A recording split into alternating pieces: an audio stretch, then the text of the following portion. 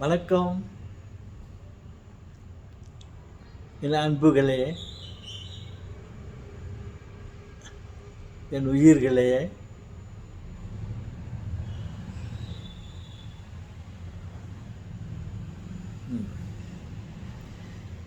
எப்படி இருக்கிறீங்க?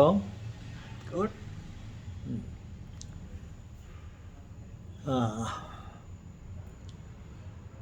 ஆமாம், உங்களுக்கு இந்த கோழி ஹென் வீட்டில் வளர்த்து பழக்கம் இருக்கா? எனக்கு நிறைய அனுபவம் இருக்குது. சிறிதளவு அனுபவம், நிறைய அனுபவம்னா எனக்கு ரொம்ப நான் குரங்கு இல்லை, மேதாவியே இல்லை, எல்லாம் ஜாஸ்தி தெரிஞ்சவும் இல்லை.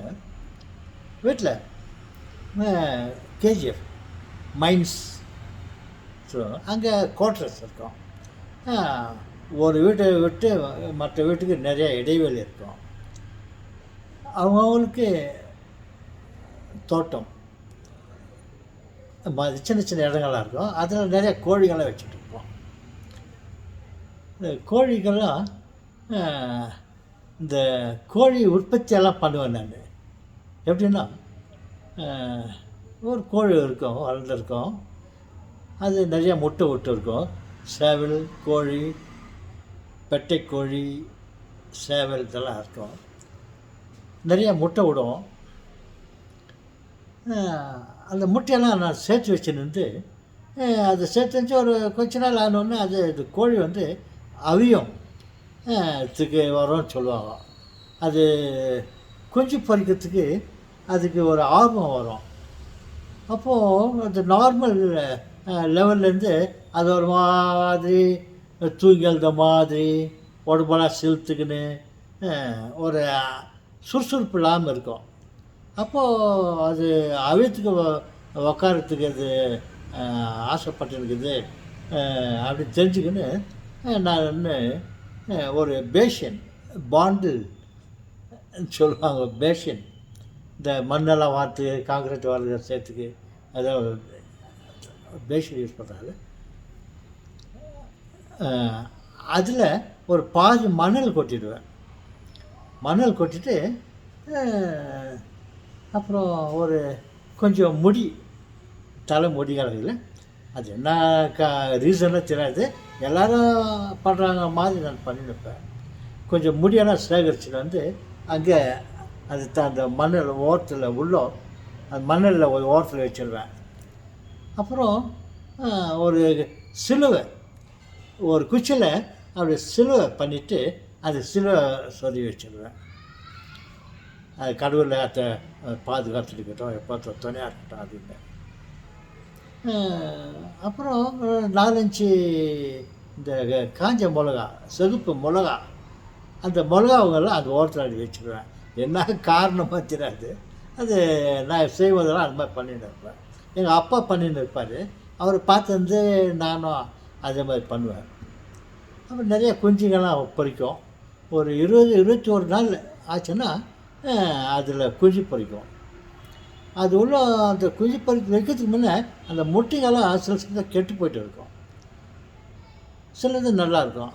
இப்போ கெட்டு போனது எப்படி, நல்லது எப்படி முட்டையில்னு தெரிஞ்சுக்கிறதுக்கு ஒரு வெசலில் தண்ணி ரொப்பிட்டு அந்த தண்ணியில் இந்த முட்டைகளெல்லாம் நான் அதில் போட்டு வச்சுருவேன். முட்டைகளாக போட்டு வச்சோன்னே இந்த நல்லா இருக்கிற முட்டைகள்லாம் குட் எக்ஸு அதுங்கெல்லாம் எல்லாம் உள்ளே செட்டில் ஆகிட்டுருக்கோம். ஏதாவது டேமேஜ் கெட்டு போய்ட்டு இருக்கிற முட்டைலாம் ஒன்று ரெண்டு இருக்கும்.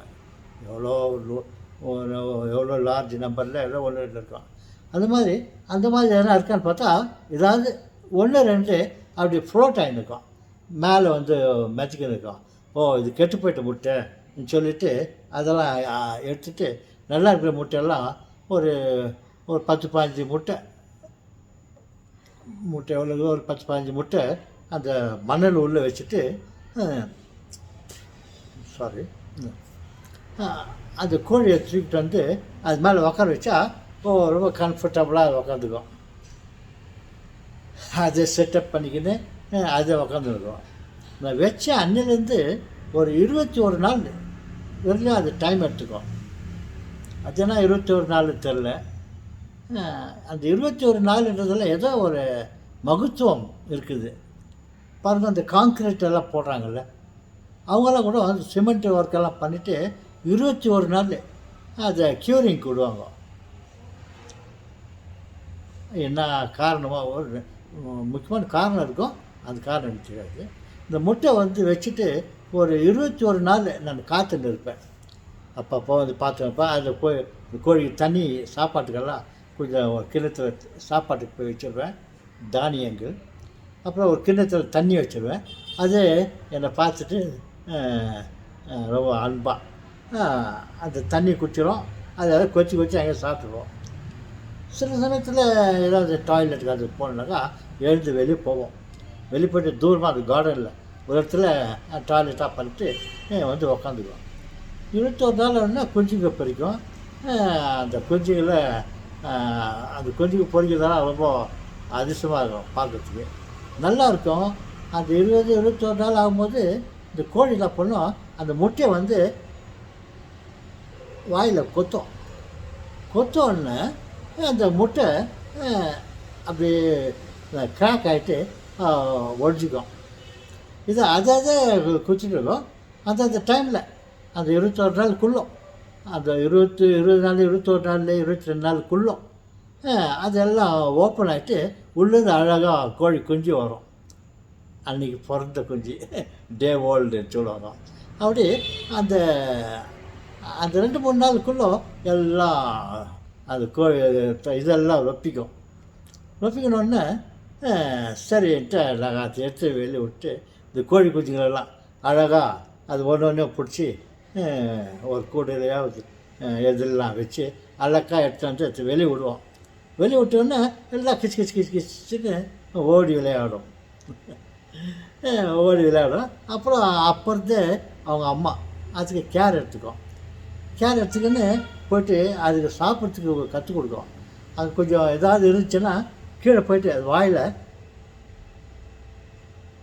அப்படி பண்ணி காட்டும். வாயில் கொத்தோன்னா இந்த கோழி குஞ்சுன்னு கூட அப்படியே கொத்தும். அப்படி ஏதாவது இந்த சிறு சிறு தானியங்கள், ரவை, நொய் எல்லாம் சொல்லுவாங்க. அதில் போய்ட்டு இது பண்ணுற மாதிரி அதுக்கு தானா சாப்பிட்றதுக்கு கற்றுக்குங்க. அப்புறம் கொஞ்ச நாளில் அது அவ்வளோ தூரத்து ஏரியா பெற்றாடும். அப்புறம் அதை எடுத்துகிட்டு வந்து வெளியில் பறந்தலெல்லாம் இருக்கும். பறந்தலுக்கு இதுகளை பார்த்தா ரொம்ப ஆசை. வந்து அழகாக வந்து அதை கொத்தின்னு போயிடும் மேலே. சரி, அந்த மாதிரிலாம் நிலைமை ஆகாமல் இருக்கிறதுக்கு ஒரு கூடை இருக்குது, பெரிய கூடை. அதுக்கு பஞ்சாரம் என்ன ஆர்வமோ தெரில, பஞ்சாரம்னு அதுக்கு பேர். அது அவ்வளோ பெருசாக இருக்கும். அதை கோழி குஞ்சுங்களெல்லாம் உள்ளே விட்டுட்டு அவங்க அம்மாவையும் உள்ளே விட்டுட்டு மூடி வச்சுக்குவோம். அப்போ அது சேஃபாக அது உள்ளே இருக்கும். எந்த பறந்தாலும் ஈகளும் வந்து அதை அட்டாக் பண்ணாது.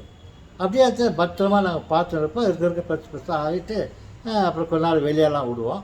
அப்போ அவங்க அத்தனை கோழி குஞ்சுங்களும் அவங்க அம்மா கூடயே சுற்றிருக்கோம். அவங்க அம்மா அப்படியே வாக்கிங் போயின்னு இருக்கோம். அங்கங்கே கீழ்கிறதெல்லாம் கொச்சி காட்டும். இதுங்களும் எல்லாம் கொச்சின்ட்டு அவங்க அம்மா கிட்டே இருக்கும். அதுங்களுக்கு டயர்ட் ஆகிடுச்சுனாக்கா, குளிர் எடுத்துக்கிச்சுன்னா அவங்க அம்மா உடம்புக்குள்ளும் இந்த கோழி வந்து இந்த ரெக்கையை அப்படியே பிரிச்சுக்கின்னு அப்படியே உக்காரோம். அப்புறம் இந்த கோழி குஞ்சுங்கள்லாம் அது உள்ளே போய்ட்டு குளிருக்கு நல்லா உட்காந்துருக்கும். இப்படி இந்த கோழி குஞ்சு வளர்த்த அனுபவம். அது கொஞ்ச நாளில் அது பெருசாகும். சில சமயத்தில் என்ன பண்ணுவோம், வாத்து முட்டைகள்லாம் நல்ல வாத்து முட்டைகள்லாம் கொண்டு வாத்து குஞ்சுகள்லாம் பொறிக்க வைக்குவேன். சில சமயத்தில் 4 கோழி குஞ்சுகளோட 1-2 வாத்து முட்டையெல்லாம் கூட வச்சுடுவேன். அது வாத்து முட்டை வந்த இதுலேருந்து வாத்து பொறிக்கும். அப்போ இதெல்லாம் அழகாக இருக்கும். அப்படி வளர்த்துடும் அந்த ஒரு அனுபவம் இருக்குது. அப்புறம்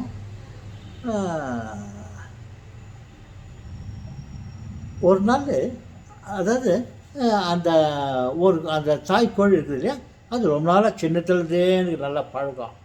அது என் கூடயே இருக்கும். எங்கள் வீட்டில் எல்லார் கூடயுமே அது மிங்கிள் ஆகிட்டு விளையாடின்னு இருக்கும். வெளியே எங்கேனா போனால் கூட எங்களோட சேர்ந்துக்கும். அப்படி இருக்கும்போது நான் வேலைக்கு போயிட்டு வருவேன்.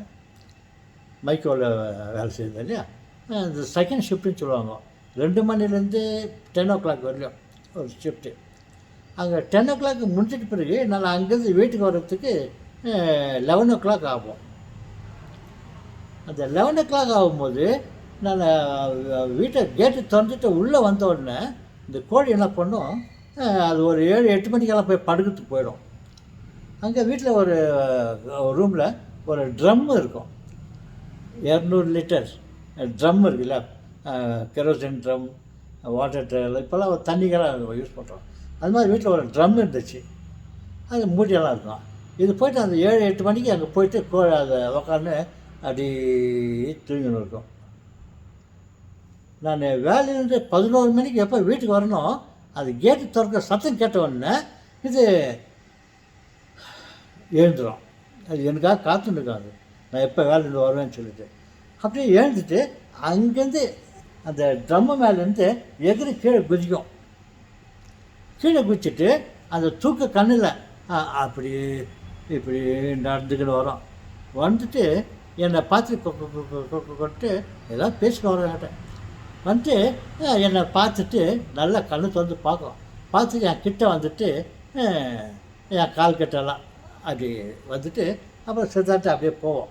போய்ட்டு இங்கேருந்து ஒரு ஜம்ப் பண்ணோம். ஜம்ப் அடிப்பேன். அந்த ட்ரம் மேலே உட்காந்துக்கின்னு அது காத்தால் வேலையை தூங்கும். இந்த மாதிரி தினம் நான் வேலைக்கு போயிட்டு வர்ற வரலையும் அது காற்று இருக்கும்.